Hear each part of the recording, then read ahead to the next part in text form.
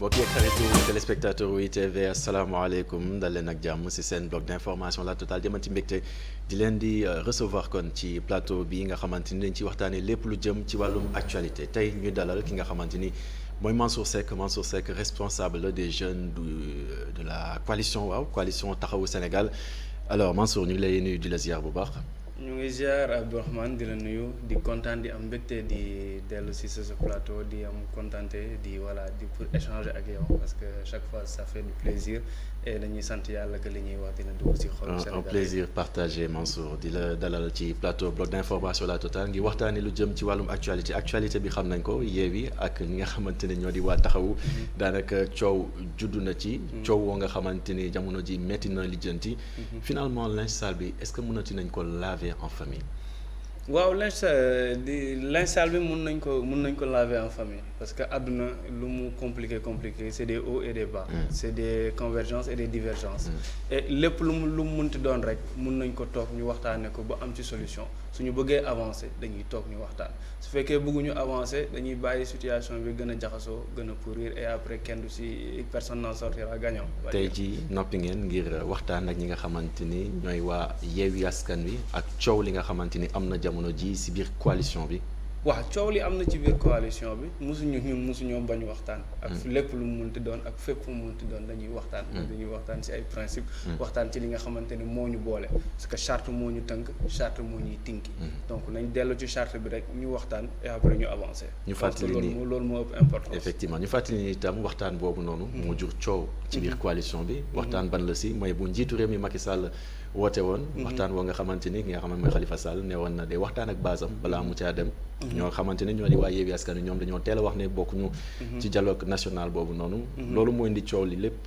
lan moo si sa gis-gis. ñaar moo si am mooy dañuy waxtaan suñu base et invitation bi taxawu Sénégal lañ ko envoyé wuñ ko coalition Yewwi Askan Wi donc taxawu Sénégal après discussion avec sa base day jël sa décision en toute souveraineté comme entité indépendante loolu mooy d'une chose de deux choses mooy à travers toutes les émissions et tous les intervenants gars yi expliqué nañ la tradition de dialogue de taxawu Sénégal bi ñu mujjee rappelé mooy 2018 2019 bi nga xamante ne Khalifa mu ngi ci biir prison bi muy yabal ñi nga xamante ne sa délégation pour ñu waxtaan donc waxtaanee ci biir prison bi génn prison bi di waxtaan lan moo changé ci diggante bi donc c'est toujours constant sant yàlla ba nga xamante ne Khalifa Sall de toute sa tradition politique mu ngi toll ci waxtaan boobu noonu et dérogé wul ci règle boobu parce que sa profession moo koy may c'est un homme de dialogue qui a travaillé et gagné son pain à travers des dialogues dans des pays yi nga xamante ne dañu am problème donc c'est une tradition qu'on a respectée. mais malgré coow li lépp tey ci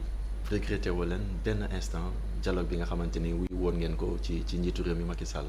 regretté wuñ ko parce que dañ fa yóbbu 5 points. ñu am yenn yi satisfaction yeneen yi ñu continuer di discuter. muy yan donc pour mu leeral téléspectateurs yi. parce que dañ ne woon participation de tous.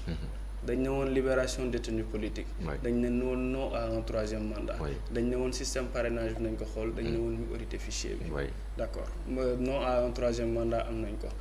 parrainage bi diversifié nañ ko pour la participation de tous on a partiellement eu gain de cause parce que y a certains articles qui ont été changés modifiés c'est initiative boobu modification loi yooyu noonu initiative bu société civile moom moo visé loi yooyu et nous on visait l'article 57 boobu la ñu amagul satisfaction et c'est toujours en discussion ñaan nañ yàlla ñu am satisfaction balaa ñoo yegg fi ñu jëm. d'accord jamono ji promulgué guñu li nga xamante ne mooy modification code électoral bi nga xamante ne mooy may kon ki nga xamante ne mooy Khalifa Sall di seen leader waaye itam Karim Wade ngir mu duggaat ci langum politique bi ñu bëri ànduñu ak loolee di réhabilitation Karim Wade ak Khalifa Sall ñooñee lan nga leen di tontu. waaw dañu ne bu élection amoon tey ñëppay bokk sauf ñooñu. ak ku munti doon. ñëppay bokk sauf ñooñu. donc ñooñu bu ñu defee ay démarches waxtaan. pour que loolu pour ñoom ñu mën a réintégrer le système le jeu politique. C'est de bonne guerre et c'est très normal parce que ñooñu dañ leen tooñ da ñu subir injustice. et que cette injustice là bi nga xamante ne ñëpp ñu ngi ko doon réclamer que ce soit de Karim Wade en 2013 2014 donc que ce soit Khalifa Sall entre 2017 et 2019 donc ñooñu noonu ñëpp li docteur Omar Cissé wax Assemblée nationale. Réparer une injustice mieux valait ne pas la commettre. Donc te situation boobu lañ toll dañ nekk di réparer injustice donc réparation injustice boobu c'est très normal parce que fii ku ñu tuumaal nga war a mun a ragg sa der nag pour mun a taxaw. alors démb fii nii ci plateau bloc d'information La Totale dama invité woon kenn koo nga xamante ni ci société civile bi la bokk moom àndul ak réhabilitation bi nga xamante ni Karim Wade ak Khalifa Sall en tout cas mun nañ ko am gannaaw promulgation beeg ñoom seen lépp li nga xamante ni en tout cas moo ci war a toftalu ngir ñoom ñu jotaat seen i droits civiques et politiques pour kaw Khalifa Sall par exemple moom dafa avoué woon ne daanaka mbir mi fii la ko fekk. donc y a pas d'injustice ou quelque chose dans le genre. Khalifa Sall donc def na. moom c'est ce qu'il avait expliqué loolu lan nga ciy tontu. dañuy recontextualiser et dire la vérité des choses. Khalifa Sall était accusé de détournement de deniers publics. En effet. En accusation. ñu ne de blanchiment de capitaux en accusation ñu ne association de malfaiteurs en accusation loolu la ñu waxoon. bu ñu jëlee délibération jugement bi relax pour les faits de détournement de deniers publics. Relax pour les faits de blanchiment de capitaux. Relax pour les faits d'association et malfaiteurs. Ces faits ont été requalifiés pour dire que la requalification des faits n'est pas une nouvelle chose, ont été requalifiés en faux et usage de faux en document administratif. Koo xamante ne c'est du droit aussi hein? C'est du droit. Oui. On est très d'accord que c'est du droit. Non, damay rappeler que c'est du droit, c'est pas des choses nouvelles. Koo xamante ne dañ la accuser de détournement de deniers publics de 1,8 milliard. À la fin, on te condamne pour dommages et intérêts de 5 millions. Où se trouve le problème? Dama laa sàcc 1,8 milliard ñu jugé ma ne ma mën naa la fay 5 millions kon est-ce que sàcc naa la détournement de deniers publics non coupable. Khalifa Sall dañ ko wax pour mu fay 1 milliard et quelque. Non. Ah oui. demal nga xoolaat jugement bi Lamotte demal nga xool jugement Lamotte dañ ne détournement de deniers publics non coupable. Blanchiment de capitaux non coupable. Association de malfaiteurs non coupable. moo tax Khalifa di leen wax ni état du Sénégal dafa ma condamné ma war ko fay 5 millions. ñu dem CEDEAO ne ma ñoom nañ ma dédommagé 35 millions à la fin du compte c'est eux qui me doivent 30 millions. loolu mooy la réalité des faits. toute autre chose ne sera que spéculation. wala wax loo xamante ni dafa am foo xam ni fa nga far wala am loo bëgg. donc dañ koy comprendre. D'accord. Finalement ñu waxtaan lu jëm ci wàllum coalition Yewwi Askan Wi coalition Yewwi Askan Wi vous n'avez pas l'impression que finalement c'est un groupe de personnes yoo nga xam ne da ngeen décider ñëw en tout cas àndandoo mais en réalité amoo leen benn objectif commun. Yewwi Askan Wi c'est une belle coalition qui a fait de belles choses. Élection locale dañoo ànd 2022 ñu gagné les communes les plus importantes du Sénégal. ñu dem élection législative on a failli avoir la cohabitation. Donc dañ ne woon dañuy ànd local ànd législative bu ñu demee présidentielle ku nekk jël yoon. Maintenant ce groupe d'amis là qui s'est constitué aujourd'hui dans Yewwi Askan Wi. À quel Yewwi se fier loolu laa doon wax sama xarit yi la dernière fois parce que événement au mairie Dakar yi moo fi mujj. C'est ce Yewwi qui dit à ses militants que de bës du ñàkk. Que de grands partis, que des autres partis, vous pouvez être adjoint au maire. Et que ce Yewwi-là, un groupe d'amis en bas, la nuit, va sortir un autre communiqué. À quel Yewwi se fier? D'accord. loolu mooy sama problème. man loolu dama bëgg sax ñu ñëw ci deuxième partie bi gën a yaatal ndax loolu moo indi coow li aujourd'hui ak communiqué yi nga xamante ni génn ñu bëri xamuñu kan mooy signé communiqué bi xëy na loolu dinañ ci ñëw bien sûr ci deuxième partie bloc d'information La Totale gën a yaatal. waxtaan wi ak suñu gan di Mansour Seck responsable des jeunes taxawu Sénégal ci kanam tuuti gannaaw xibaaru 18h45 yi.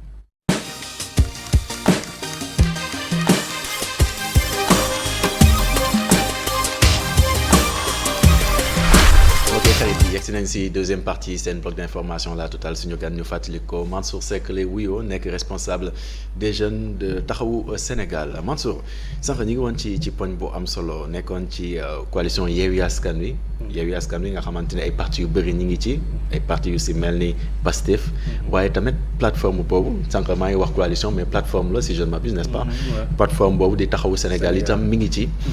mbir mi li ma bëgg a laajte moo jëm ci seen objectif seeni ambition est-ce que méngoo na ngir ngeen mën a ànd vraiment ci jàmm. bu ñu respecter principe yi. respecter charte bi respecter li nga xamante ne moom lañ déggoo woon. suñu biir li nga xamante ne moom lañ wax Sénégalais yi. warul am problème parce que dañu ne ñun dañuy ànd suñu biir élection locale. ñu dem ñu présenter ay maire ñu gagné ñu def liste unique législative. ñu dem ñu présenter ay député ñu am li ñu war a am. élection présidentielle c'est la pluralité des candidatures qui est préconisée donc ku ci nekk da nga war a dox sa yoon def sa candidature. Maintenant benn affaire rek moo ñu gën dañuy am programme de gouvernance minimum boo xamante ne ñoo koy partagé. D'accord. loolu moo ñu war a lié. D'accord. donc que Khalifa Sall taxaw ne man candidat laa. que keneen taxaw ne man candidat laa ba pare di ko doxee di ko waxee. di ko jëfee pour mu nekk c'est très normal et c'est très légitime parce qu'on l'avait décidé ensemble. mais est-ce que di ngeen di doxalee tamit benn la je veux dire waa yéen par exemple nga xam ne yéen waa taxawu la yéen ay socialiste ngeen.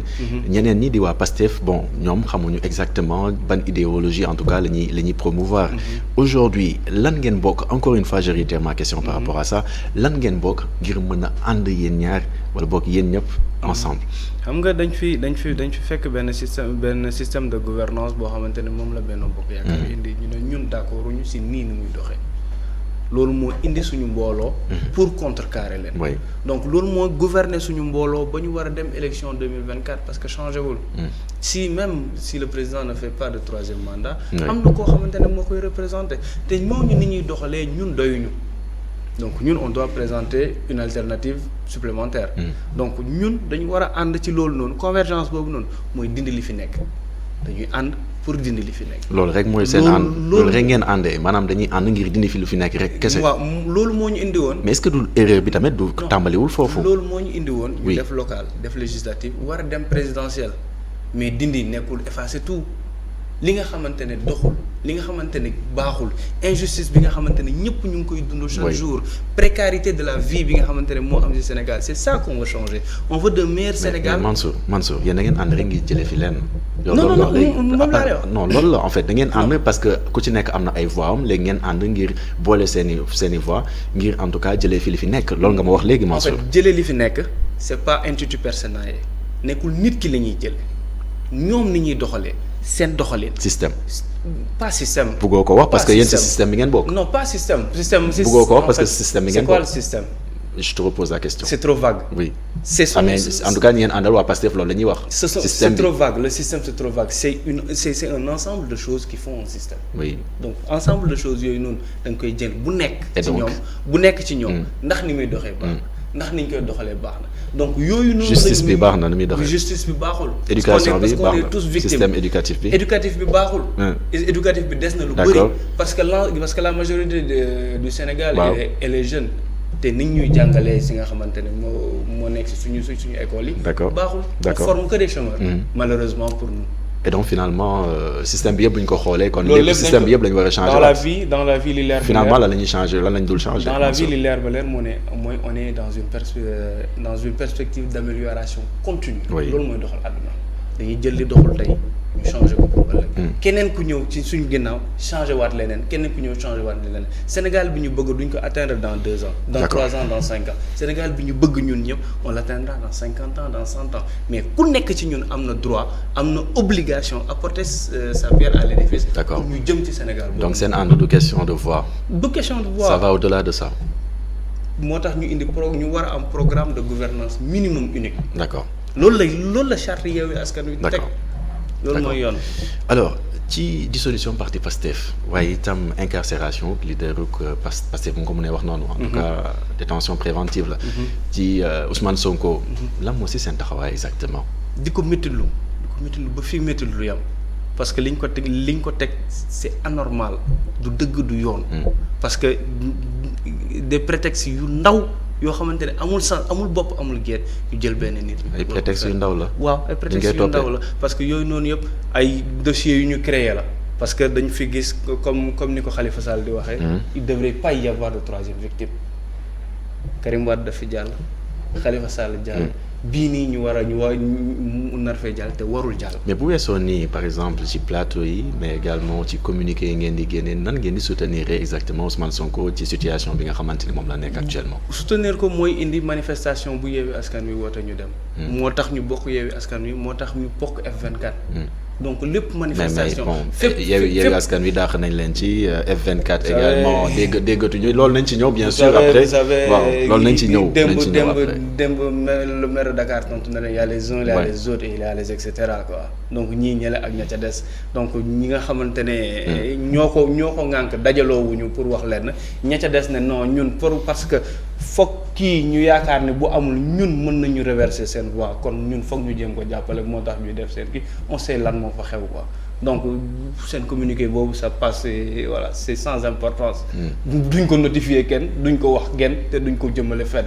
donc loolu moom jarul sax débat. d'accord donc loolu moom mais bu ñëwaat ci taxawu bi ngeen war a taxawu ki nga xamante mooy Ousmane Sonko aussi. moo tax yaa ngi wax F24 léegi mais F24 déggatuñ ko. bépp manifestation bu ñu woo fépp foo xamante ne war nañ fa mun a taxaw. pour défendre mais ban initiative ngeen am yéen waa taxawu Sénégal ngir taxawu ki nga xam ne mooy Ousmane Sonko si situation yi mu nekk. mooy initiative de groupe la initiative de groupe parce que nekkul ñun ñoo ko war a défendre nekkul ñun loo xamante ne ñun suñu yëfu bopp la initiative de groupe la. dañ koy waxtaane jëfe ko lépp fépp foo xamante ne. kon defoo leen ko seen yëfu bopp daal. mu warul nekk suñu yëfu bopp. parce que askanu Sénégal moo war a contre lii. d'accord askanu Sénégal moo war a xeex pour nga am indépendance boppam. moo tax nag warul nekk yëfu kenn. d'accord. du yëfu ki nga xamante ne moo nekk ci biir du yëfu ñoo xamante ne ñun ñu ngi fii. d'accord sax yaa ngi wax Barthélémy Diaz effectivement démb mi ngi doon jàkkaarloo taskatu xibaar yi bu muy jàkkaarloo taskatu xibaar yi daanaka mbir mi daa mel ni lu ko xaw a neex ndax mi ngi expliqué ne ce qu'ils vivent nous l'avons vécu avant eux mais avec dignité maanaam ñoom li ñuy dund ñun dundoon nañu ko waaye dañu ci ànd ak li nga xamante ne mooy dignité dolli na ci ne ñoom dañu fàtte ne que ñun dañoo écarté waral kon ñoom ñu am place bu rëy bii nga xamante ne moom la ñu am tey ji da ngeen ñëw ngir jëlaat place boobu. en fait li nga wax lépp li ma ci xaw a déranger mooy daf ko neex encore. nan la ñuy juger ni daf ko neex phrase yi la reprendre. non dañ ko gisee on est neex nan la je vous le concède. donc neex amul fu amul foofu noonu. c'est des constats li nga oui. xamante ne moo am. d'accord donc loolu constat la. et ñun suñu place Khalifa Sall bi élection 2000 yi jotee. dañ ne le PS est mort. il existe toujours comme il dit je suis opposant depuis 2000. depuis 2000 ba léegi chaque jour ñu décréter deewam. et malheureusement ba léegi gisaguñ ko mu dee. donc ñoom n'en déplaise à certains. c'est une réalité politique Khalifa Ababacar Sall. parce que koo xamante ni depuis 22 ans. 2000 ba 23 ans maintenant depuis 2000 ba 2023. Sonko aussi c'est une réalité politique. 2000 à 2023. Ouais. 23 ans d'opposition. kan keneen ci classe politique actuelle bi moo ko am. Wade avait fait 25 ans ou 26 ans. d'opposition. Oui. Khalifa Sall au jour d'aujourd'hui est à 23 ans d'opposition. donc kooku il mérite le respect et la considération de toute la classe. donc tey da ngeen ñëwaat pour reprendre seen place c'est ça. yomboon na si moom. mu dem ñëw pour reprendre seen place. place bi mosuñu ko perte. ah oui parce que ñun du si xeex lañ juddoo. parce que dañoo dàq parti socialiste. oui parce que en 2016 on a voté le référendum. mooy jamono ji ngeen doon sotti suuf. sëñ Mbaye Thiam et cetera. waaw ils ont dit oui ci siège au PS bi. ils ont dit oui. oui nous avons dit non à l'intérieur. oui. dañoo dàq benn mbokk yaakaar dañoo révoquer maire de Dakar. dañoo nangu suñu mandat député. oui donc yooyu noonu yëpp on l'a subi avec dignité. déranger et ba pare constance cohérence fi ñu jëm xam nañ ko li ñu bëgg xam nañ ko. peuple sénégalais moom moo ñu ñor on a une ambition pour ce Sénégal pour les populations du Sénégal pour les mères de famille pour les femmes pour les enfants et les hommes de ce Sénégal là. pour que fi ñu bëgg jëm ñu ànd fa ak ñoom dem am li nga xamante ne moo ñu wax. d'accord dañu dégg itam ki nga xamante ni bokk na ci yéen di taxawu Sénégal di Cheikh Gueye mi nga xamante ni yëkkati na ay kàddu démb ñu teewlu ay kàddu mu ne daanaka jamono ji nga xamante ni Khalifa Ababacar Sall mu nekkoon président conférence des leaders coalition Yewwi Askan Wi coow amul woon mais dafa dem rek coow li tàmbali est-ce que partagé nga ak moom xalaat boobu. non coow li contexte la coow li nekkul la présidence d'une personne c'est le contexte qui l'amène. parce que comme ni mu ko waxee Cheikh bi dafa am ñu bëggoon nekk maire malheureusement pour ñoom ils ont pas été choisis maire. am ñu bëggoon nekk député on leur a dit allez vous battre dans votre base et ils ont refusé. malheureusement liste bi nga xamante ne Yewwi Askan Wi daf ko proposé une candidature du PUR qui n'avait pas 25 ans boobu lañ waroon changer waa PUR indi keneen et malheureusement kooku noonu mu ngi woon ci liste suppléant yi. Oui. donc loolu moo invalidé. Oui. liste Yewwi Askan Wi pour rétablir la vérité. maintenant ñooñu noonu am seen frustration am seen calcul interne parce que démb rek Barthélémy Diaz mu wax la danse des vautours elle n'aura pas lieu. Certains espèrent la mort de quelqu'un pour pouvoir survivre. Ah oui. On n'est pas de ce genre. C'est quelqu'un, c'est qui? C'est quelques-uns. ñenn ñi nga xamante ne ce sont les uns. ñan la les uns ce sont les leaders ñi nga xamante ne. est-ce que identifié ngeen leen. xam nañ leen ku waa léegi nekk ñan la exactement. chacun saura jël sa wàll ci nar bi. ñan la. donc ñooñu ñu ngi biir Yewwi Askan Wi. oui. yaakaar ni benn nit bu deewee ñoom dinañ ko donn fii luñ fiy donn. man je sais que vous avez le courage de vos idées. waaw du moo coup tax nag actuellement j'aimerais bien savoir ñan la exactement. moo tax ma ne la. oui ñoom xam nañ seen bopp. ñan la seen calcul vous avez des noms. non du ma wax ay non je leur ferai pas la promotion. ah jaruñu ko. D'accord. parce que ñoom amuñu ambition ils s'assument pas. nous on s'assume on va devant les Sénégalais pas plus tard que dimanche prochain. le rassemblement mais boo doon assumer est-ce que doo wax ñan la exactement. oui xaaral ma yeggali pas plus tard que dimanche prochain le rassemblement des enseignants de Taxawu Sénégal. se rassemblera au CICES. honnête oui. au CICES le 12. pour avec 1200 enseignants. pour la candidature de Khalifa Sall. Donc nous on assume ce qu'on fait on pose des actes pour la candidature de Khalifa Sall ñi nga xamante ne dañoo yaakaar ni bu ñu nekkee al toppe wala yaakaar ni nit bu deewee ñoom mun nañ ci kii pour dund ñoom politique de l'autruche la ñuy def. dañuy nax seen bopp ils s'assument pas ils sont pas courageux. d'accord et mu des ñi nga xamante ne mooy waa Rouge Magenta nga xamante ne biñ ne dañuy taxawal Yewwi Askan Wi problème de couleur moo nekkoon seen problème et que ñoom ñoo doon saaga démb ñi nga xamante ne ñoom ñoo leen defoon tey. ils sont pas cohérents malheureusement. d'accord donc ñun constance cohérence xam fi ñu jëm loolu rek moo ñu fi. kon bu ma comprendre ba actuellement ci biir Yewwi Askan Wi dafa am ñi nga xamante ni ñoo leen di xeex ñi ngeen di xeex ñoonu am nañu kanam am nañu tur mais nangu woo leen wax. parce que du ma leen may promotion. d'accord ils s'assument pas parce qu'ils ne viennent pas nous combattre à visage découvert. d'accord malheureusement pour ñoom. tey jii dissolution parti Pastef Ousmane Sonko ñu teg loxo. daanaka finalement mbir mi mën na leen arranger yéen. non ñun mënuñu arranger ndax après Ousmane Sonko ñu bëri ñu ngi naan Khalifa Sall. non ñun mënuñu arranger moo tax ma ne la sànq ñun dañu assumer suñu posture. suñu ambition. mënu leen arranger suñu ambition présidentielle. Mansour téléspectateurs yi la ñuy waxtaanal tamit. waaw Mansour mbir mi mënu leen arranger. mënuñu arranger. lu tax parce que ñun sénégalais yi la ñu gëm. suñu posture. ak suñu candidature ça fait des années ñu ngi koy déclarer. ñun sénégalais yi lañ gëm dañu dem vers les sénégalais. mooy indi mottali yéene. quand on va dans le fin fond de Kédougou. dans les mines d'or de Sabodala fekk fa ñi nga xamante ne or man yoo la ñuy def pour leur vendre notre programme. notre projet c'est que ñooñu la ñu gëm. on nekk ñu fi pour ay arrangements. pour ay yoo xamante ne nit dina dee pour ñu dund. mais justement mbir bu leen arrangé wul woon yéen bu ñu leen daaxee Yewwi Askan Wi. da ngeen dul dem. dem fan Mansour ngeen génn. dem fan coalition Yewwi Askan Wi. moo waxaat la li Barthélémy ñun ñi nga xam. non yow li nga wax laa bëgg a xam. moo wax la ñun ñi nga xamante ne ñoo créé Yewwi Askan Wi mu am conférence de leaders. ak cellule de gestion des crises. cette conférence des leaders là les 3 entités ki nga xamante ne ñoo ko constitué elles se sont pas réunies comment elles peuvent dàq kenn. cellule de crise boobu noonu nga xamante ne képp ku am problème dañuy jël les 3 leaders yooyu noonu. ki nga xamante ne moo am problème mu ñëw ñu jàkkaarloo ñu waxtaan suñu biir parce que toute décision qui se prend.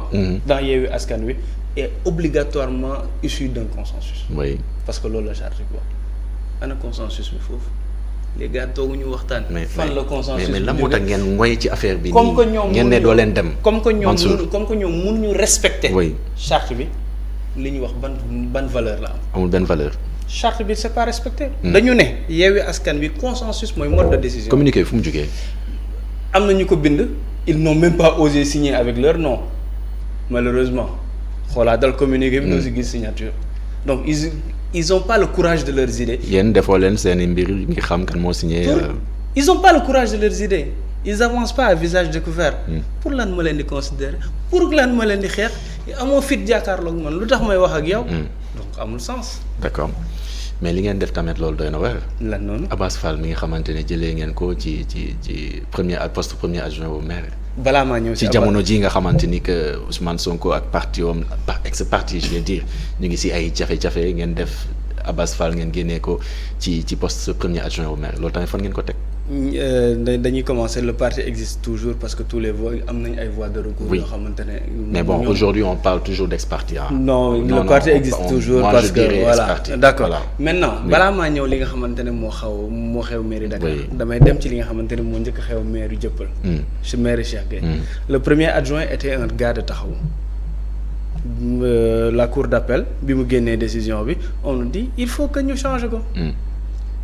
Nos amis.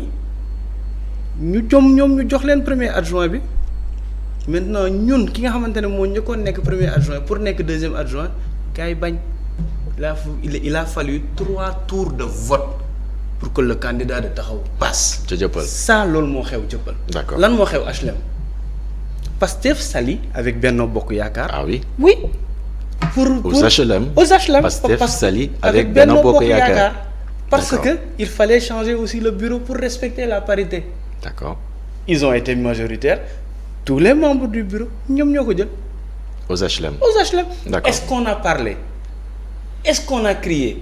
Est-ce que xam nga nan lay ndurool sama papa mën la jëndal bal kaay ñu football ma yenn samay xarit ku ma neex bojji waaye soo ma bojjee ma yuuxu ne ma papa kaay àtte da ngay def li nga def. ba pare nga ne keneen du def li nga def. Et ce qui s'est passé réellement à la mairie de Dakar. Oui. Ngoné Meng qui était deuxième adjoint. On la remonte en tant que première adjoint. Ouais. Donc loolu dara nekku ci wala dañu bëggoon Ngoné Meng bi nga xamante ne moo nekkoon deuxième adjointe qu'on la relègue au poste de troisième adjointe pour leurs beaux yeux. Au nom de quoi? Oui. Donc Ngoné Meng remonte en première adjointe ñu bañ. D'accord ñu gedd mooy li ma la wax sama papa mën la jëndal bal donc boo defee lu ma neexul damay jël bal bi dem sama kër. D'accord. La politique de la chaise vide. Nous on la connaît pas et on la gère pas. bu ñu ñëwee toog en tant que gentleman dañuy toog ñu waxtaan. On peut tomber d'accord, on peut ne pas tomber d'accord. C'est pas grave mais qu'on assume notre désaccord. D'accord. mais doo génn di dem. mais li nga wax noonu yéeme na nga ne waa coalition yi Benno Bokk Yaakaar. il faut vérifier en tant que journaliste. vous allez vérifier évidemment. vous allez vérifier ça s'est passé aux HLM. du ñàkk ñu waxtaanee ki nga xam ne mooy maître El Mamadou Ndiaye ma juumulee seen ci Taxawu Sénégal la bokk ñu nga xamante ne dañ ko teg loxo. gannaaw ab escroquerie mbirum escroquerie bien sûr koppar gi toll ci ñetti milliards suñu koppar la moo si sa gis-gis ci mbir moomu. affaire bu bees la. li ma ci xam bëriwul. oui mais li ma leer ba leer mooy li ma leer ba leer mooy El Mamadou xam nañ ko. oui c'est un c'est un avocat émérite un combattant. nit ku digne nit ku xam liggéeyam. waa Caaroy wóolu ko dénk ko Caaroy. bu doon escroquer dina def escroquerie wu leneen. si li ma yaakaar mais c'est une chose pendante devant la justice. bien sûr donc elle n'est pas trop claire aujourd'hui voilà liñ ci xam. ak liñ ci xam mooy liñ ci lire ci journaux yi. mais li leer ba leer mooy donc présumé innocent donc loolu noonu ñu koy tudd yaakaar naa ni mu bokk ci. d'accord parce que xam nit ki xam dëggoom xam liggéeyam xam waa goxam ni ñu ko wóoloo. yaakaar naa ne loolu noonu moom bokk ci. d'accord mu nekk maire gannaaw. di solidariser aussi moom nag di ko masawu di ko wax ni voilà suñu taxawu suñu encouragement suñu doole yépp ñu ngi ko koy jox ainsi que Pape Sow. bi nga xamante ne moo nekk maire Sangalkam. nga xamante ne le principal acteur du dossier bi nga xamante ne moom lañ ko toppee. bàyyi nañ ko et après moom ñu téye ko. d'accord Mansour Seck ma lay jaajëfal bu baax peut-être en quelques secondes lan ngay tàggatoo. jërëjëf di kontaan di am mbégte di jàkkaarloo waat ak yow c'est toujours un plaisir d'échanger et voilà waxtaan bi day neex à chaque fois. jërëjëf Mansour Seck di leen jaajëfal yéen it mbokku téléspectateurs yi fi la ñoo yem ci plateau bloc d'information La Totale ma leen di jox ayu bés gii di ñëw dig daje kon ngir waxtaanee ci beneen bloc d'information La Totale ak beneen invité ngir waxtaanee lu jëm ci wàllum actualité jaa ngeen jëf. Merci. Parfait.